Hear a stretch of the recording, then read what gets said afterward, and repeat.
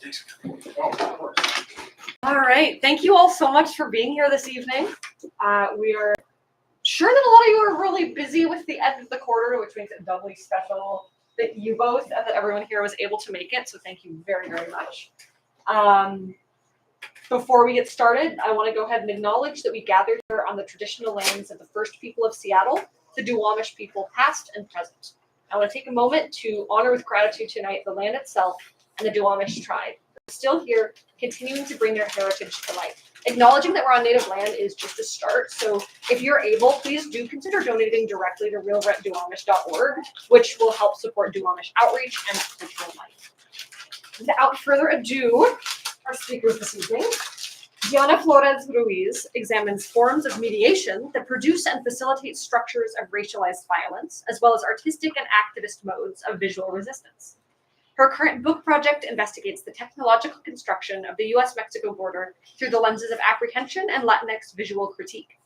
Her work appears in Film Quarterly, The Matter of Photography in the Americas, and a forthcoming anthology on materiality and performance in the built environments of Mexico City. Her research has been funded by the Institute for Citizens and Scholars, the Mellon Foundation, the Social Science Research Council, and UC Berkeley's Center for Latin American Studies. Jose Alaniz, professor in the Department of Slavic Languages and Literatures and the Department of Cinema and Media Studies at the University of Washington, has published academic books on Russian and Eastern European comics, disability in comics, and superheroes. He also makes comics, including for the collections The Phantom Zone and Other Stories, The Complete Moscow Calling, and Puro Pinche True Fictions, which came out this year from Flower Song Press. And we are really glad to have you here tonight to discuss and celebrate. Thank you all for coming. I'm going to turn it over to our speakers. Thank you. Great. Thank you very much. I'm delighted to see everybody and to, again, thanks for coming out this close to the holidays and the end of the quarter. So we have a kind of a double, I guess I'm kind of guy here. What did I stand over? We have kind of a two-part presentation. So I wanted to show you some of the images from the comics portion of the book and just give you a little bit more of my own comics work. It is a hybrid book. Most of it is text, but it's got a section of comics. So just to give you a sense of where I've been coming from and where this material is, what some of the stuff that preceded it comes from. So if we could go to the next slide, please. So I've been working in comics pretty much my whole life, but it's really in my time here in Seattle, particularly the last 5-6 years, where I've been doing a lot more. Especially because there are so many opportunities. Seattle is a great comics town, and there's a lot of very supportive people here. And so this is one of the things that I started really kind of dipping my feet back in with a comics collection made by people who were interviewing folks who were getting their health care at the Seattle King County Free Clinic. It was a comics journalism group of us. And so basically a lot of the material was coming directly from life, obviously. And I was particularly interested in meeting people who were undocumented, people who were not English speaking. And that's what that last portion is about a woman who had to pay $2,200 to get her teeth pulled, obviously because there was no other way for her to do it. She was in so much pain. So it was those kinds of stories that I thought were really compelling and really just had to be told. I thought. Next slide, please. This is my first comics collection, which came out in 2020. It consists of comics that I made when I was in college at the University of Texas at Austin, but then I've supplemented it with a lot of new material. So it's very much my sort of love letter to growing up Chicano in Texas and being at college as a Mexican American at the University of Texas at Austin. Next one, please. And this gives you a little bit of a sense of the of what it looked like inside, and the ways in which questions of politics, of race, of ethnicity. In this case, one of the characters is disabled. These were very important kind of questions that I was exploring at that time. Next, please. This is also from that collection. This is where I start getting maybe a little bit more autobiographical. This is a story about the main character going home in the Rio Grande Valley, where I'm from, along the Texas-Mexico border. We'll talk a lot about the border tonight. And this is a picture that is especially important to me. It is based on the house where I grew up, and very much looking at that milieu, and the main character's father is based on my father. So there's a lot of that where I was kind of inching my way towards something that was a little bit more true to life, right? My life. Next, please. The other material in here in the collection, the Phantom Zone, is also dealing with questions of the border, and sometimes in satirical and parodic roles. This is a parody EC Comics horror story, the kind of thing that you would have seen in the 1950s, except it's been reset in along the border. Next, please, and it's very gross. This is something I'm really proud that I was able to be involved with. Buried Witness was a project that was organized by the Museum of South Texas History in my hometown in Ann Arbor, Texas, and with a lot of other local media to commemorate victims of the COVID-19 pandemic, of which there were many in the Rio Grande Valley. And my uncle, Ruiz, was one of the people. He died in August 2019 before there was a vaccine available, and he had a lot of comorbidities. And so I wanted to kind of do a little bit of a tribute to him, and so this strip was published in all these different newspapers in the valley, and it was a little bit about his personality and about some of his addiction issues and some of his other particularities, and so I was happy to do that. So next, please. This is some of my more current work. I live in rural Washington on the Key Peninsula, and I write and make comics for a monthly newspaper called the Key Peninsula News in rural Washington. It's been a really gratifying and fascinating experience. It's only once a month, so it's something that I can keep up with. And here in this strip I talk about, which is called We Live Here, I talk about what it's like to move to rural Washington from the city and to live in this new place in an area that is very forested and where there's where you can really see the impacts of climate change, and particularly after the 2021 heat wave that hit us in that summer when we lost some of our chickens. And that's what this strip is about, and just talking about what it's like to live in a place where you're detecting these changes much more readily than you do in the cities. Next, please. This is a new book that came out this year in the spring, and this collects some comics that I made while I was living in Moscow, Russia in the 90s. I was working for a newspaper and also working as a cartoonist.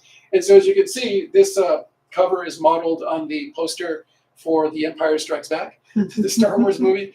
And so it gets at this idea of how Moscow was pretty freewheeling and pretty out of control in the 1990s under the Yeltsin administration. It was a very different place from Putin, but you could also see how all of that turmoil, the economic hardships, would eventually produce somebody like Putin as it did. And so it's kind of getting into some of that.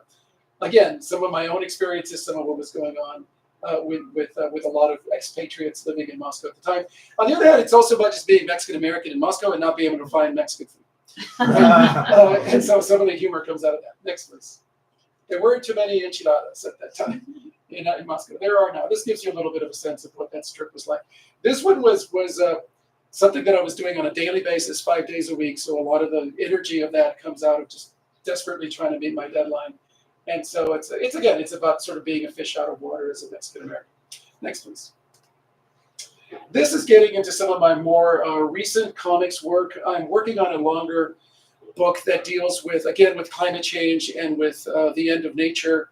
And so this is called Biophilia, Loving Life at the End of Nature. And so I talk about animals a lot. And this is a chapter that's on Coco, the sign language using gorilla, who died in 2018. When Coco died, I happened to be on a research workshop trip to Gallaudet University in Washington, D.C. And if you know, Gallaudet is a very famous institution for the deaf. And I learned a lot from my colleagues at Gallaudet about how controversial a figure Coco, the sign language using gorilla, actually was. So the essay is about kind of that, about that complexity. Okay, next, please. And then we have this book, which just came out in September. I was especially gratified to have this one come out with Flower Song Press, which is a very new press in McAllen, Texas, which is in the Rio Grande Valley. So it was very much material that was about my life in the valley, and it was also it was put together by people in the valley, and really ultimately it's really for them. Even to the extent that the title Puro Pinche True Fictions is a vulgar phrase, Puro Pinche, that most people outside of the valley don't often use. And in fact, I have an event for the book coming up in the Rio Grande Valley when I go, and it is the only place where when they advertise the talk, they bleep out because they know what it means. Right? Everybody else where I give a talk to, they don't actually know, so they bleep out Pinche. So anyway, so I'm happy to have them do that. Next, please.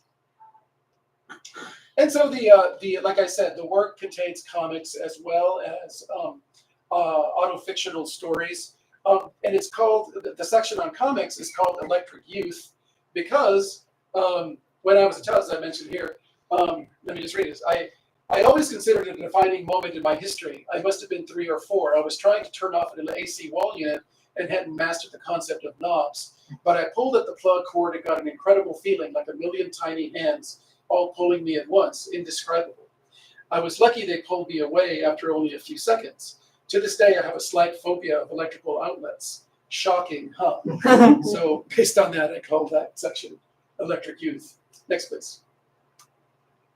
A number of the works that I deal with are also playing around with Mexican iconography, like the ex-votos or the retablos, as they're sometimes called, looking at commemorating events in my life, like the fact that I was almost run over by a car, and then I was given una cucharita de azúcar, or a spoonful of sugar, to cure you from the susto, or the fright. Next, please. And then other things like this, right? Like the fact that my very devout Catholic grandmother was also into what we would call curanderismo. She would do folk healing, like curing me of the evil eye. And I can just read this one, called El Ojo. Once I had the flu or something, and my grandmother decided to cure me of El Ojo, the evil eye. She took an egg and rubbed it all over my body and prayed. The egg felt cold and funny. The evil spirit causing my flu was supposed to be absorbed into the egg. Then she cracked the egg and put the yolk into a glass of water. This released the evil spirit to fly away into the air. This is the way I understood it at the time. For some reason, you were always supposed to leave the yolk under your bed overnight. I think I got better soon after, but if this was because of El Ojo was gone, I don't know. So yeah, I still to this day remember very vividly just feeling her running the egg over my little body. Thank you. Next, please. Then I get into stuff that's a little bit more painful. And so I use a Star Wars metaphor in this case to talk about a period of self-loathing because I didn't want to be Mexican American as a very young person. Not proud of this one. As a kid, I went through a phase when I hated Mexicans. Pretty dumb since the Valley is like 90% Mexican, including me. At the mall, I would imagine the many brown bodies coming at me as Imperial TIE fighters for me to shoot down. Pathetic, right? So that one actually took a lot to kind of put it down and to try to find, I hope, a balance between the kind of absurdity of using a Star Wars metaphor, which is of course a very important movie for me as a kid, but it was a movie that was also, in a sense, spurring me towards assimilation and away from my Mexican roots, and that's why I chose it. I think that's the last one. Next one, please. Yeah, that's it. So that gives you a little bit of sense of what the book looks like. Thank you.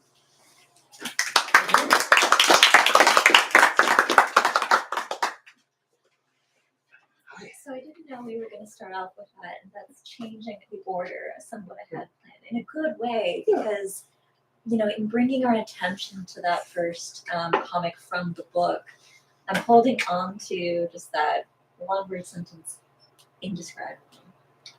And the gift that you offer us in your thick description, in your careful detail across the comics, was such a pleasurable journey throughout the entirety of the book, across your different approaches. Thank you. And I think, you know, with that visually fresh on our mind, I wanted to start by talking a little bit about fragments and fragments too. Oh boy. Because as someone who does not have a background in comic studies, right, here with one of the greats, I'm really thinking about the knowledge I've gleaned, right, over the years, what I do know and what's new to me. But these stuck out to me as the most beautiful and really poetic in the way that you were bringing so many different small moments together. And so you offered us a sense of the different type of cartoon work you've done in comics for different outlets, And I just wondered if this was an opportunity for you to talk about more of what I would perhaps say a non-traditional mode in which there's not one narrative happening throughout the panel. Well, it's basically, if I can, Yeah. it's Deanna's talking about these basically two pieces, fragments one, fragments two, and they're basically nothing more than just little pieces of memory, going back as far as I could. And there's even one, it's probably a false memory, but I just have this image of being at my grandparents' house and watching Nixon resign. I don't know if I really did, but I just have it. Anyway, so I put it in there.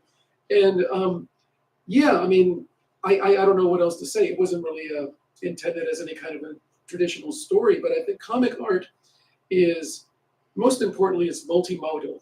It operates on a verbal and a visual register, and you can use that to produce particular kinds of emotional effects and tensions. And sometimes the comic, sometimes the art and the text will conjoin and kind of work together. Other times they're at odds, right? And so that's part of what I guess I was trying to do. And again, without actually being able to show it to you, I guess I could just say that in some cases, some of these, I'm talking about a little frog that I saw when my father was planting our yard, right? And the way that he was watering the lawn, and there was a little frog, and then I show you a little frog. I talk about my grandmother's and her lemongrass tea, and the fact that she grew it in her backyard, and I show you. So in those cases, it's kind of just almost illustrative. The last one, though, is I just show you the face of a cat, and I just say Jennifer's face. And there, I guess it's left to the reader to infer that Jennifer, maybe this is not clear, but Jennifer was basically the first love of my life. She was my cat, our Tabby, and she was a really important being for me because it was the first being that I really loved who was not human and that was not part of my biological family. And then her dying was really one of the first encounters with real grief that I ever had in my life. So all of that, I think, is maybe can be inferred just by not telling you who Jennifer is and who Jennifer was. There's other strips where I do talk about Jennifer in more detail. Mm-hmm. Yeah, thank you. Yeah, I mean, for someone who has more of a home in cinema, it offered the sense of montage of this really kind of exciting movement across these scenes. And there are things that you revisit in prose and the comics. I'm thinking in particular of Alone. Solito is the prose and Alone is the comic. Mm-hmm. And so for you, throughout our conversation, I'm really interested to hear about your process and your practice. And I think this is one example, right, that we can think about a lot of the same material, but approached in such different ways.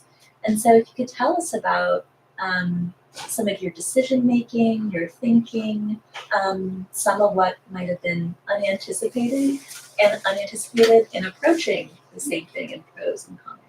Yeah, thank you. I mean, as is true, I think, of a lot of collections, these stories and pieces developed over a long time. And it just so happens that now there's presses that are interested in more Chicanics literature and Chicanics comics. So ultimately that's where, it's a collection, and I put a lot of thought into what pieces would go into it and how to make it work together organically at the same time. It's coming from, it's a patchwork.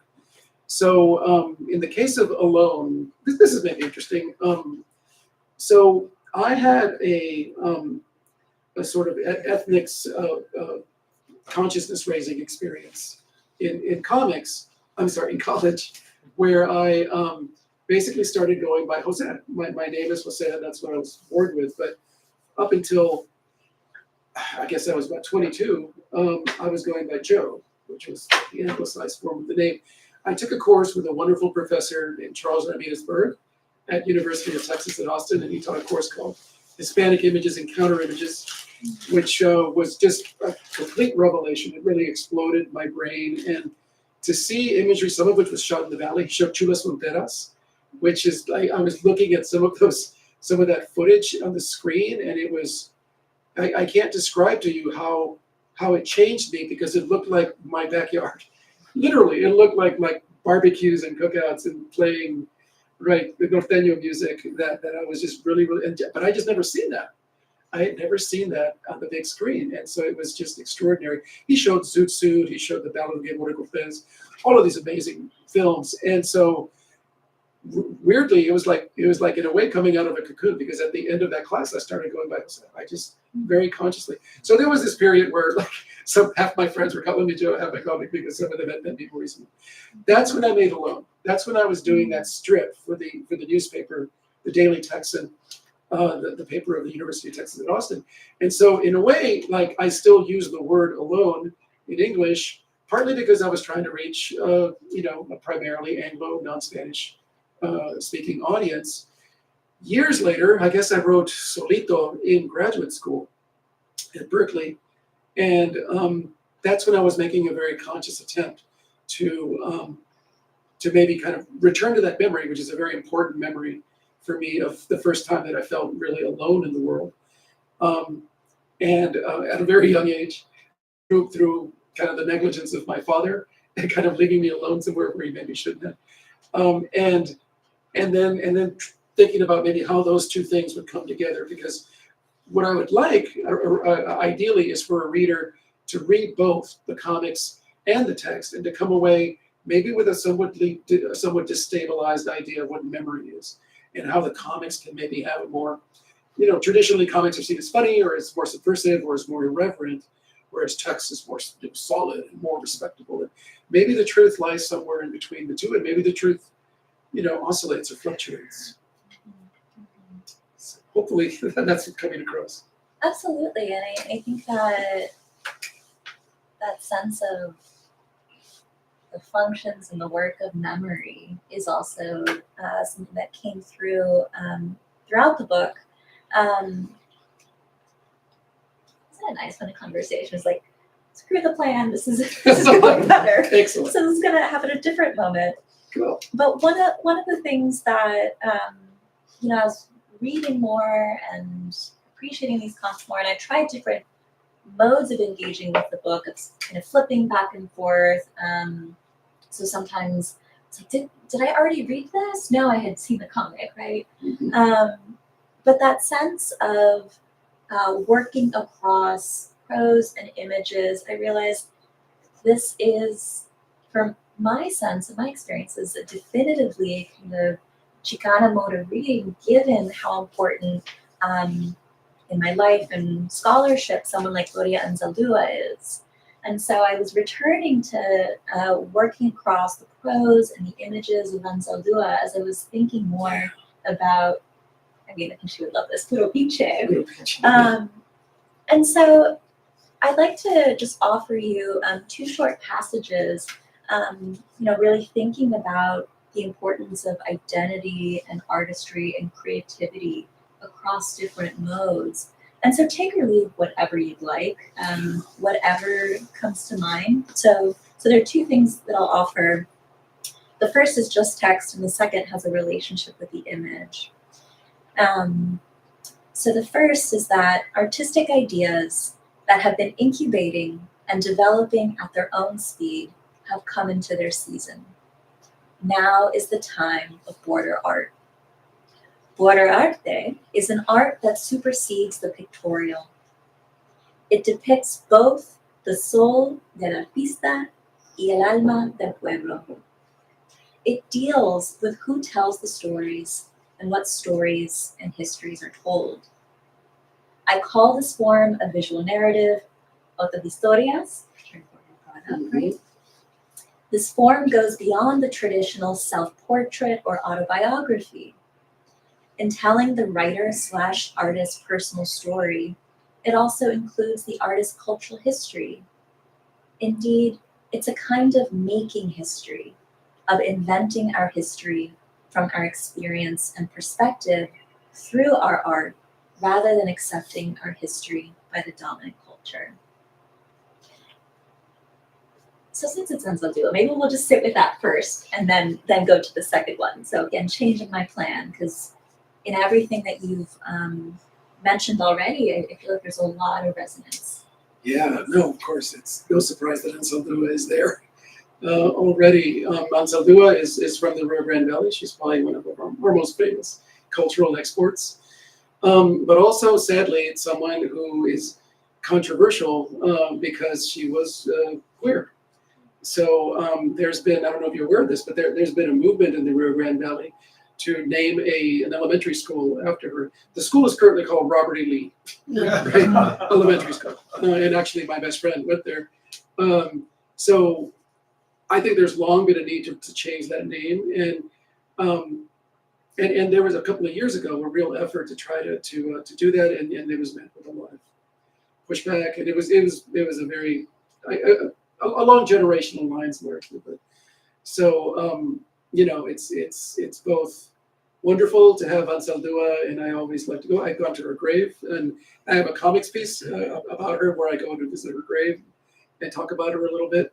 At the same time, I'm very vexed that people, I'll go to Russia even, or I'll go to Europe, and people know Ansaldúa, and we'll talk about Ansaldúa. And sometimes in the Valley, people have forgotten. So I'm sorry, that's kind of a downer. No, but I'm very happy to have her talk about this, about border art, and have you read that. I clearly need to look at that more closely, because it's absolutely about maybe dissolving some of these borders between, everything, between the languages, between the what we think of as textual and what we think of as visual. Absolutely. Yeah. And I think the way that she's really foregrounding the kind of geographic emplacement of this creative thinking, this type of biographical work, the necessity of creativity there. I'm wondering for you, in your career, have you felt a pressure to really bifurcate and separate out these different approaches that you have to thinking about the world, right? Through comics, pictorially, artistically, through prose, through research-based methods. Well, I'm when it comes to my academic work, right? I'm not a Chicano, a specialist or anything. I've worked in Slavic studies. I will say, though, and maybe this is maybe a little more tangential, but I only bring this up not to scold anybody, but only because I have another colleague at the University of Texas in Austin, Tom Garza, who is also a well-renowned Slavist. He teaches Russian, who's also Mexican American, also from Texas. But he tells me, and he's like 10 years older than me, but he tells me that to this day, this deep in his career, he still gets the question, "Oh, you're Mexican American. Like, why are you studying Russian?" I swear to God, he told me this like just last year, that he's still getting that question, and I still get that question. So it is. So no, it's never been a matter necessarily of necessarily foregrounding my Chicano identity and my scholarship. I mean, it's relevant. In terms of the comics, maybe I'll be able to answer this question even better once I finish my other project now, which is a project about the border specifically, and it's about the border wall. And it deals. That's the one where I talk about a visit to Ansaldúa's grave. Which is in Hargill, Texas. But it's called Fronteras de Fierro, Life in the Border in the Age of Walls. And I started the project during the Trump years, when of course we had that horrible upsurge in wall construction. Unfortunately, it's continuing to a degree under Biden. But and I went and interviewed a lot of landowners along the border, people who were going to have their land cut off, a number of people who were going to be affected. And that was really also, I'm sorry, I'm kind of going off in the other direction, but it was also when I got to know a lot more about the indigenous history of the Valley. I did not know it growing up, but there was a group of people who were part of the Carrizo Comecrudo tribe. It was an unrecognized group of indigenous folks there who've lived in the Valley for thousands and thousands of years.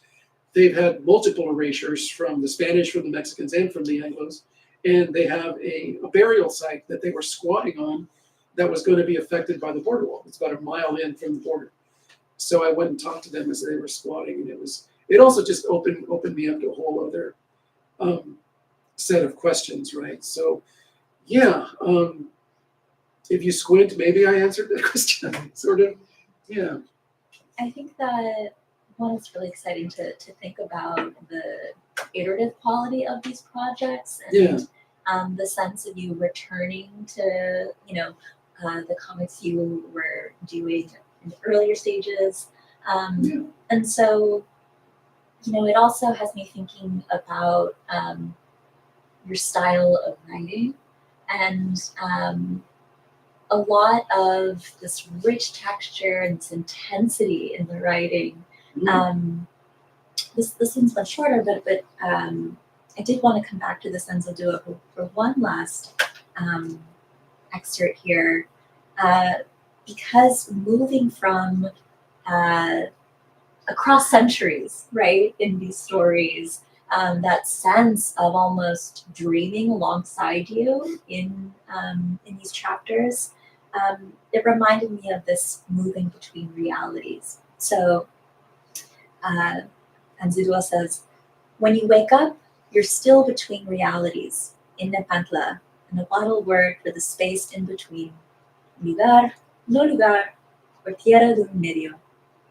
Via Nepantla, you tap El Cenote, the archetypal inner stream of consciousness, dream pool, a reservoir of unconscious images and feelings stored as iconic imagery.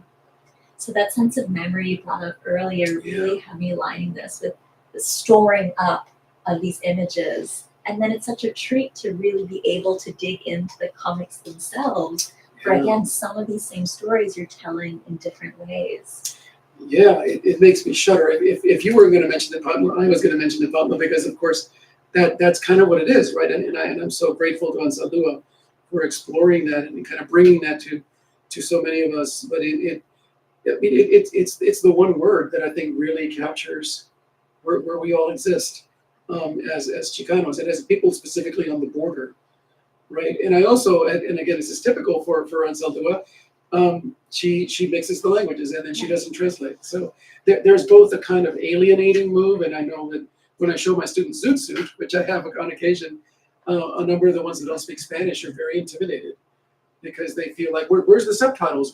Why don't you translate? Because they feel excluded, and they are being very, very intentionally excluded by Valdez because he wants them to know a little bit of what it feels like to be excluded, right? Which is the experience of a lot of recent immigrants and other folks to this country. So, but inevitably, maybe there's going to be a bit of animosity or a little bit of aggression in that. At least that's the way I've often read Ansaldua. But of course, she's speaking the way that I grew up speaking in the Valley. She's code switching with abandon. So I don't know. Is that the way you respond to her too? I think the movie just made a turning to pedagogy, what you're doing in the classroom to carry forward the difficulty of sitting with untranslated language. Really creeps them out. Yeah, I think it's a really political way of engaging with it, and I see that in the way that you are working with fragmentation and the very notion of true fictions, right? Playing with, amping up the embellishments, and often this gets to also a stylistic thing that I love, all the parentheticals, right? Not really sure about that. Well, maybe it actually went a different way.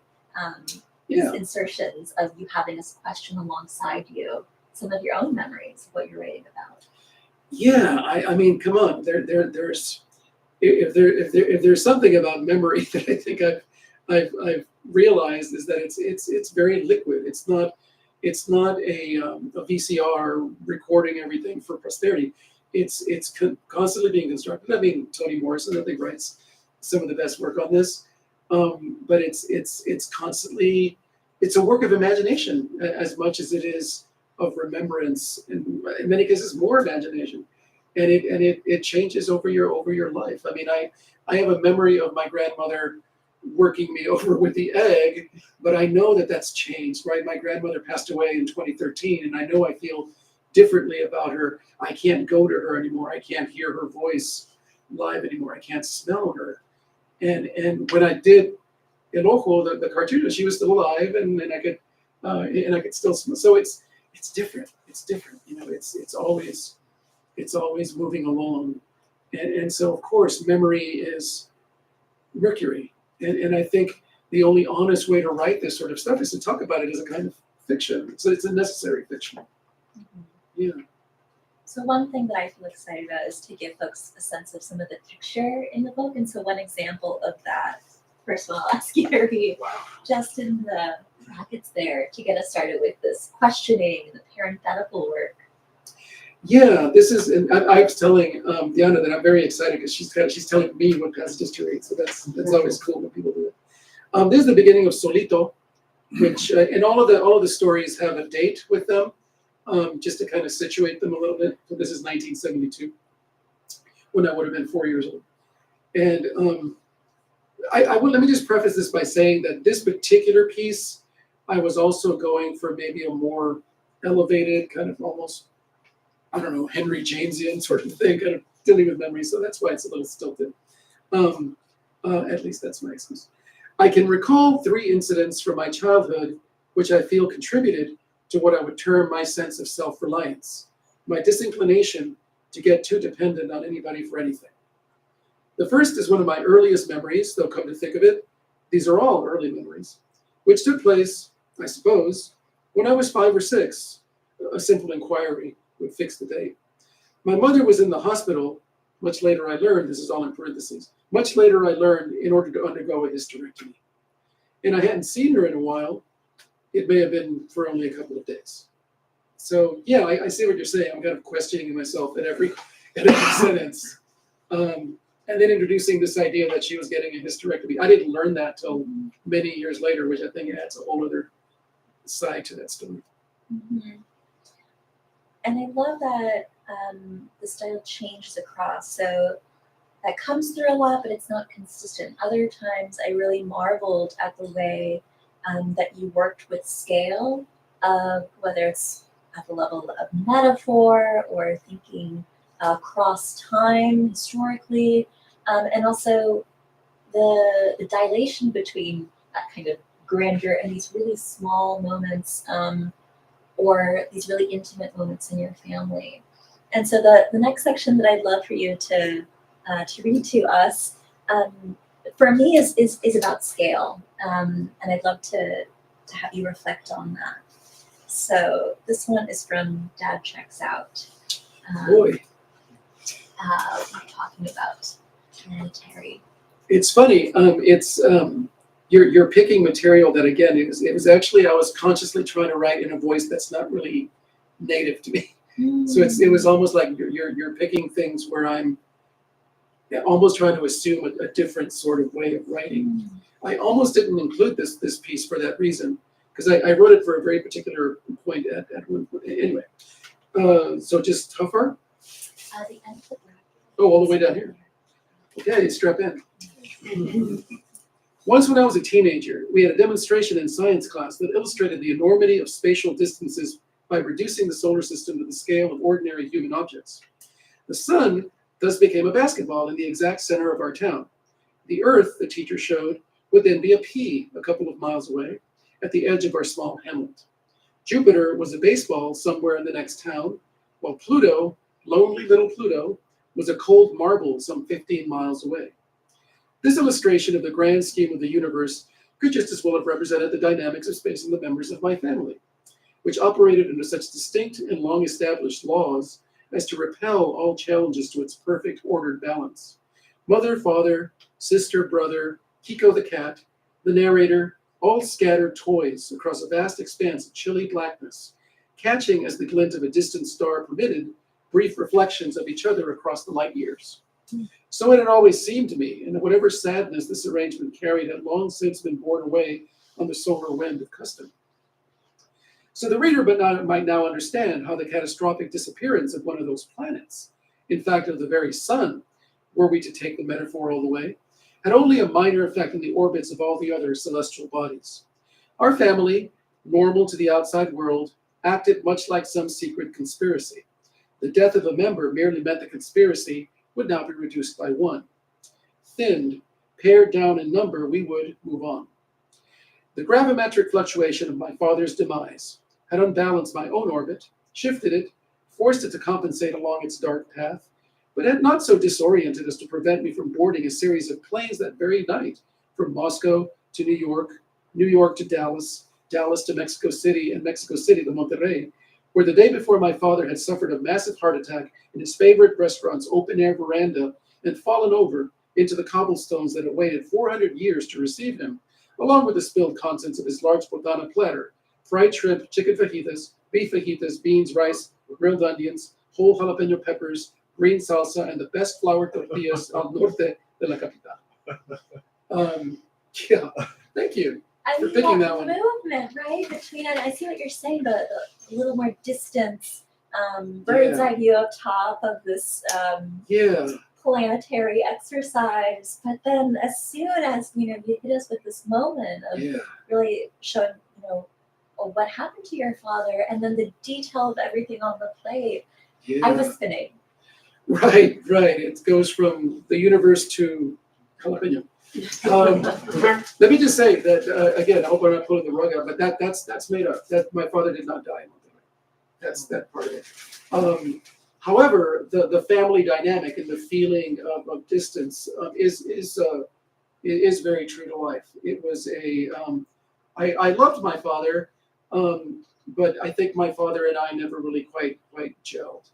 And he said as much that he finished high school. He worked hard, but he couldn't quite fathom the kind of life that I lead now. And it's not uncommon for second generation kids to feel that kind of distance from their parents. So my mother is still alive, and she's proud of me. But and she loves to read and everything. But it's she didn't finish high school, and so there's kind of limits to that. That said, she is my most avid reader. Anytime I bring anything home to her, she's the one who just spends days just working through it.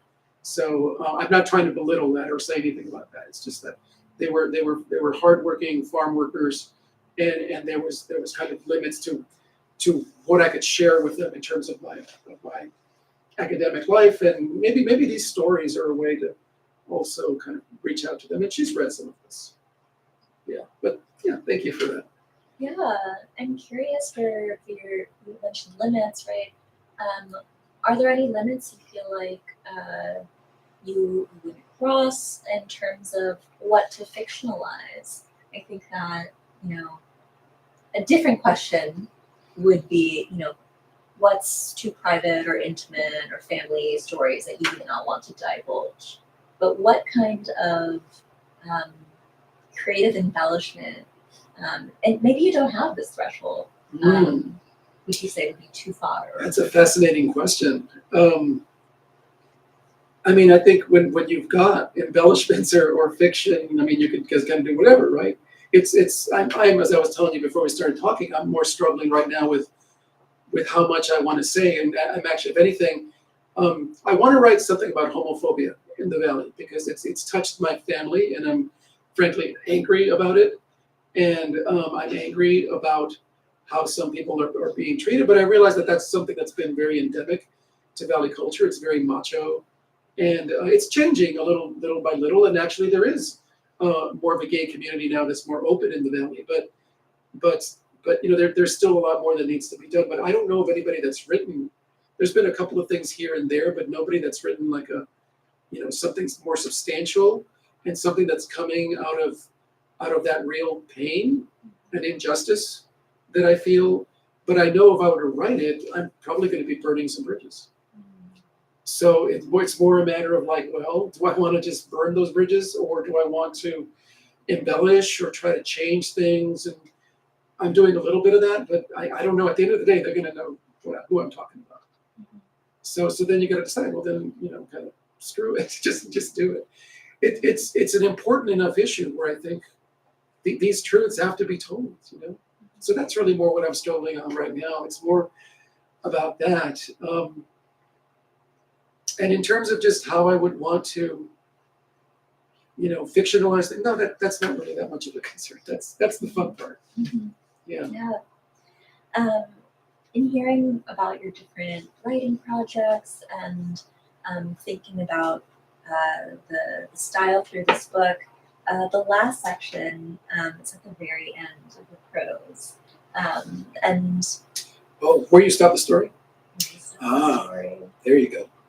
Yeah. That's actually, that's the most recent one. I wrote that in 2022. I really struggled with where to begin the bracket. I knew it had to end at the end. Yeah.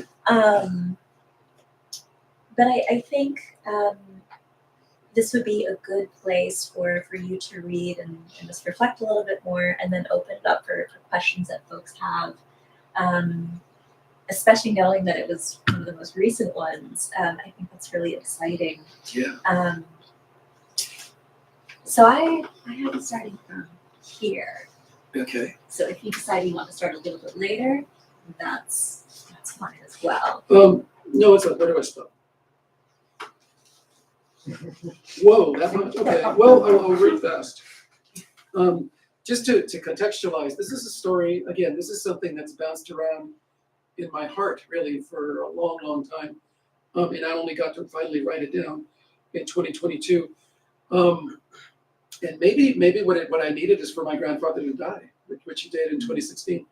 And so now all of these people are dead. Like it tells the story of a trip I took when I was about 16 years old from Texas to Florida with my grandfather, my grandmother, and my father.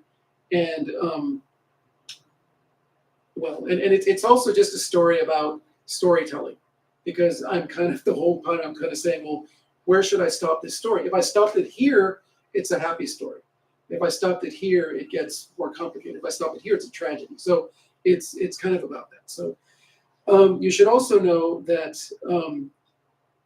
while we had clear sailing when we were going to Florida, this was in December, on the way back, there was a freeze. And so on the way back, and both my father and my grandfather tended to be very stubborn, so they just wanted to drive the whole way through. It's like 21 hours. So they insisted. They were long haul truckers too, so they felt that. So but it was getting kind of dangerous. There was a hailstorm. The roads were slick. My grandmother, who was sitting in the back seat with me, was terrified and was begging them to stop, and they wouldn't. And that's where we kind of pick it up. Well, and also just right before this section, my grandfather, as I recall, had even seemed to be threatened physical violence against her to get her to shut up because she was so frantic. And so that's where this comes from. So she quieted down after that, but she kept praying, mumbling, crying to herself in her corner of the car. Light from the street lights or wherever would sometimes fall in her face, a portrait of despair. Now she only had me to complain to, since I was riding in the back with her. She would turn to me and tell me things softly. She said, we have to pray to God. We have to pray to God to save us. And then, after a lot of that, she stops and stares. She looks at me close in the dark, like she's never really seen me before, and says, "Tú no crees en Dios, ¿verdad?" Well, what could I say? Pues no, Grandma. It was the wrong thing, of course. I should have just lied. Sí, creo en él, sí, con todo mi corazón, sí, creo en él y lo quiero mucho, Grandma. Lo quiero a él y a su hijo y a su chingada madre, Grandma. Yeah, that phrasing maybe could have used another trick. But see, I guess in my 16-year-old brain, I felt like in her hour of profound darkness, I at least owed my grandmother my honesty, which just show you how fucked up my 16-year-old brain was. In moments of real terror and despair, people don't want honesty. I wish that now in middle age I could tell you that I've learned that lesson well, but... So anyway, Grandma thought we were all going to freeze to death, and on top of that, her unbeliever grandson's soul was now going to burn in eternal hellfire or whatever. I don't know. I don't know what she was thinking exactly. You never really know. I mean, how Catholic was she really? De veras.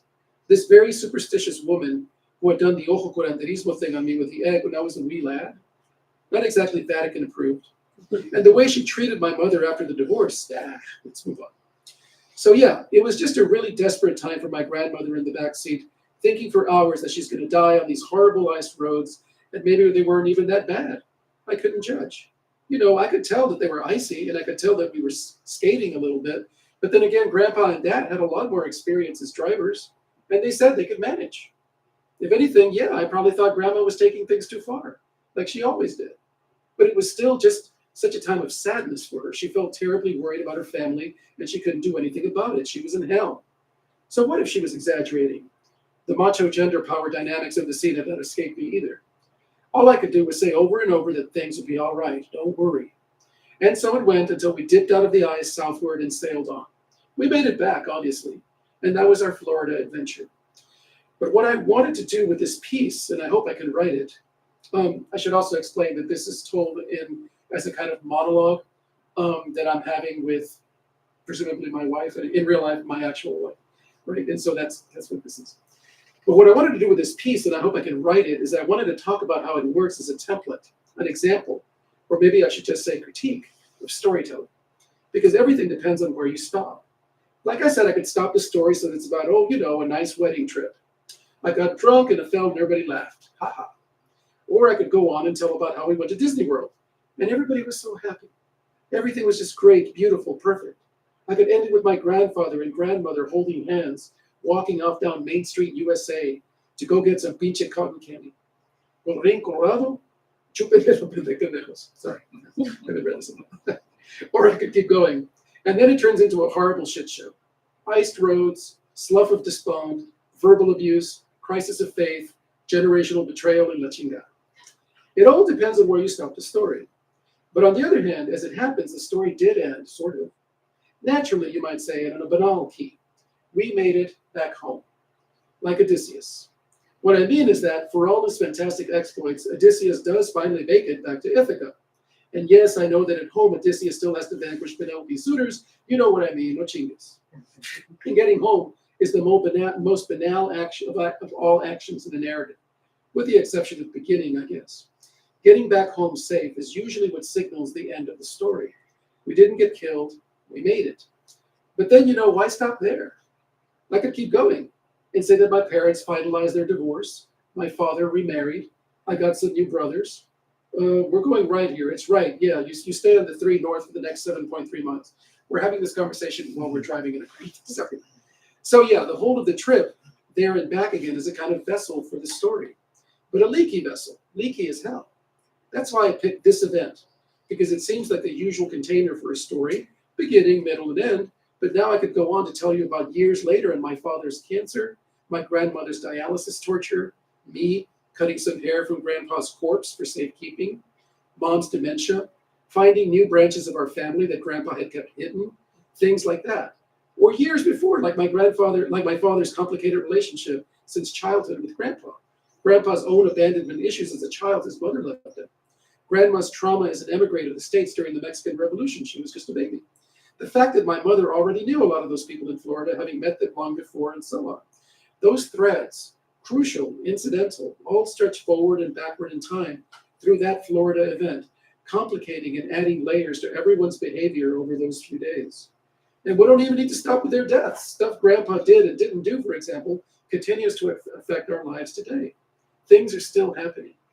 And what about me, you ask? No shit. I'm the one telling you all this, and more importantly, choosing how to tell it. I guess what I mean is there is no story. And if there is no story, no one story, then there's no one ending either. To put an ending to a story is really too scary of a power. I kind of wish I didn't have it. It assigns a false and artificial meaning to a tale. And when the tale's based on life, it oversimplifies real, complex, inscrutable people, to say nothing of other beings.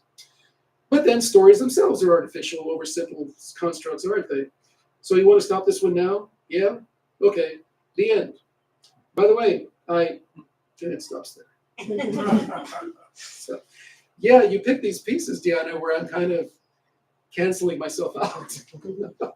Yeah, thank you. And yet, I feel like for that length of a reading too, in your voice, No. I really wanted to make sure we could share that with folks. Yeah. And it gets at some of the real tragicomic aspects. I don't want to seem like I'm too callous. I mean, there's feelings and pain in there, but it's also all mixed up with the other kind of emotions, and just what the kind of therapy, I guess, the curative advantages of art in general. I mean, it really, this was a very exorcising story for me to write, even in my 50s. And I'm so glad it's available, right, for us here. For your entertainment. Yeah. Yeah. So I think this would be a good time for any questions that have come up, any reflections on some of the excerpts that you offered for us. And I'm also happy to see friends. I have one. I'm curious how you gravitated to comics as a child. Did you have comic books at the drugstore? Did you read the newspaper comics? And did you draw as a child? I'm interested in how that became your medium. All of the above. And this is maybe something worth writing about at some point, and I usually tell this to most people when I'm talking to them, is that really, I mean, I'm here because of comics. I was given to them by my mother very early in life, although I have an older brother who also was a better artist than I am. But unfortunately, he's in prison now. He had a lot of problems as a kid, and he was a juvenile delinquent. I think there's a whole theme of brothers or siblings and how they affect us in general. But I think it's a very rich area. But yeah, my mom gave them to me probably just to keep me entertained. But it was my Spanish was my first language, and it was because of the comics that I was able to read English. I was able to write earlier, and then of course I had to draw them, right, because I loved them so much. So I'm also very unusual in the market for comics, because the industry standard is that people of my age would read comics for no more than 7 years. So every 7 years, like, they had to kind of reintroduce storylines and do different things and repeat storylines very often. I'm talking about Marvel superhero comics primarily. But I kept reading them. I never stopped. So they really rewired my brain. They really got me to think in both visual and textual terms. And I think they helped me to become a storyteller. And it was because of all of that that it opened up all sorts of other possibilities for me. But I don't want to minimize, though, that I mean, that's the sweet and enchanting part of the story, and it's true. But I don't want to minimize that. Probably more important for my success as a Mexican American was that, number one, I was a boy. Number two, I was light skinned. Number three, partly because of the comics, and a lot of the TV and movies that I consumed as a kid, I didn't have an accent, unlike some of my friends who were darker skinned, or girls, or who struggle with the accent. So it's not a comfortable thing, right? That there's colorism. That's another part of our community that I think we need to talk more about. The colorism and the preference for boys, and the expectation that especially a light-skinned little boy. I mean, I was almost blonde as a kid. I had lighter hair, had freckles. I think they saw me as the little güerito, who was the one who was bound for success, and the other ones who were darker skinned were going to be whatever, working class. So that angers me, but I think it's really, really true. And I think we need to talk about both those things. So it was comics and a luck of genetics, right? That really kind of set me going. I don't know, is that uncomfortable to hear, or? No. It makes me think of the comics in Venus where you're looking at the fly paper Yes. while migrant workers are picking watermelon. And they called me güerito. güerito. They called me. They didn't mean it as something cutesy. There was contempt because I didn't have to work. Fruitful. Yes. Yeah. It happens to coincide with my sister having her period. So there was a lot that I didn't quite understand at that point that became clear later. Yeah. Thank you for the question. Yes. Hi, Richard. Hi.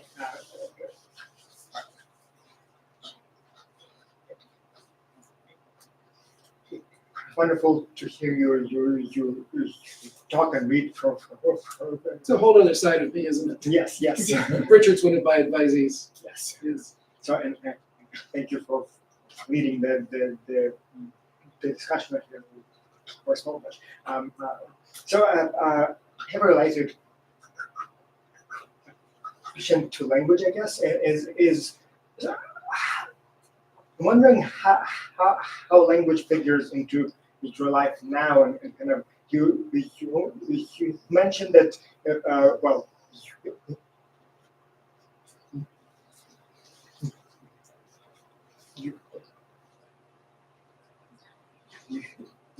a professor of Slavic, and like you work Russian language, and you mentioned how Spanish is your native language or like this language. So how do you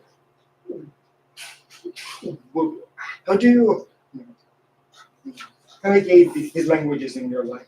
You know, like, is English the language you speak with your wife and and like, do you still use Spanish for communication or just? That's a great question. You know, I was very lucky to speak Spanish growing up because even though I was in the valley, I mean, there are increasingly actually now, there's a lot more people who don't speak Spanish in the valley.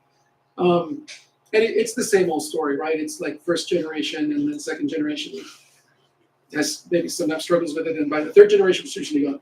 So I was very lucky that I was raised about a block away from my grandparents who spoke no English.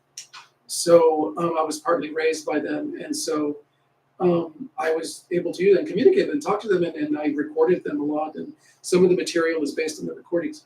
But my cousins, some of whom lived in Ohio, never learned Spanish, and they were never able to communicate with them, which I thought was always very sad. Now, I don't necessarily blame them because, of course, they were prevented from speaking Spanish by their parents because their parents didn't want them to have accents or they wanted to. So it's a real tragedy for me anyway. So yeah, I guess I just can't imagine what it's like to be monolingual. Fortunately, and a lot of us here, I think, you know, have different languages, and some of us are true bilinguals like Piotr, right? Which I think is fascinating. So it's in my work, I think it's really important to me sometimes to use the Spanish. We're in complete Moscow calling. I use untranslated Russian very often. And partly in those cases, it was because I was dealing with a very archetypal Russian figure whose name was Baba Yaga, and kind of an old lady. And I didn't want to translate her because there's something untranslatable about that. So if someone reads Moscow Calling and they don't speak Russian, they can still understand most of it. It's not like whole passages necessarily, but I wanted there to be a kind of irreducible mystery there to someone who is not Russian. Maybe it's essentializing a little bit, perhaps, but I do think it's really important. And so, no, I think going forward with my own work, I if anything, I want to lean more into using Valley Spanish, which is sometimes impenetrable even for people who are not from the Valley, right? The very first story, Genoveva, is even more, I think, peculiar because I was basing a lot of my grandfather's speech in that story on recordings of him, and I don't translate it. And he was speaking old Valley Spanish. He was speaking Spanish from like back in the 1920s, and so it would have felt wrong to kind of translate it into English, right? It would have been almost a kind of betrayal. So I hope I sort of kind of answered the question. We have time for one more question. One more question, please. Oh, go ahead. You sure? Because you were first. Two more? Eeny, meeny, miny, moe. We don't have time. We don't have time. Thank you. Wonderful event. Thanks to both of you. Piotr, by the way, is a wonderful translator of Polish and a poet Thank who you. writes in multiple linguistic ways. I have a question. Could you talk about the genre of comics and graphic novels and their standing or place in Chicano culture versus, say, Eastern Europe or other cultures? Oh boy. Well, Eastern Europe is already kind of a broad canvas because there's big differences even between like So Russia, for instance. Poland and Russia or Czech Republic. But I can certainly say that what we call comics are very popular. I mean, they have been for a long time. Figures like El Santo, for example, which is a kind of a superhero, lucha libre kind of figure, and was also in movies and TVs. And there's a lot. There's Kaliman, who's another superhero that I was living on the border, so we would go across very often when the border was a lot more open in the military. I mean, we talk about open borders, that's a bunch of bullshit, but it was a lot more porous, and it was a truly binational kind of culture where it was just made a lot easier to cross. Kind of more like what you see in Europe, frankly. Now it's become barbed wire, and that's part of what fuels the anger behind Fronteras de Fierro. But the question was about comments. The other thing that I think is really big in Mexico is these photo novels, fotonovelas, which are really big. They're basically stories of comics that are done with photographs, and then they'll insert like little word balloons and everything. And they can be really corny and really cheesy, and they tend to be melodramatic and all of this stuff. But that was something that I remember, and it was really important because I was mainly consuming Marvel comics. That was basically my bread and butter. But seeing these other examples from across the border were really important for me to kind of get a sense of the scope of this medium. And it is more of a medium than a genre, I would say. Comics is a communicative art form, mass medium like others, and there can be many different genres. There's sci-fi, there's memoir, there's whatever. So that's something important that I think is that always needs to be conveyed in when I teach comics, is that there's no limits, right? If we think of comics as for children or something that has to be funny, that's really just kind of an accident of history and the way that they've been kind of reared. And I think that's changing. I think, you have graphic literature, graphic narrative, graphic novels, which is mostly a marketing term coined in the 70s. But all bookstores tend to have them now, and it's you don't have to feel like you're a simpleton, right? That you can consume really, really sophisticated book. I hope that's a good way to end. I thank you very much. Yeah. I think I'm going to take Diana with me anywhere I go in the country to do this, because this is like an excellent partner. Thank you. I had a great time. Oh, it was So I awesome. hope folks can buy your book.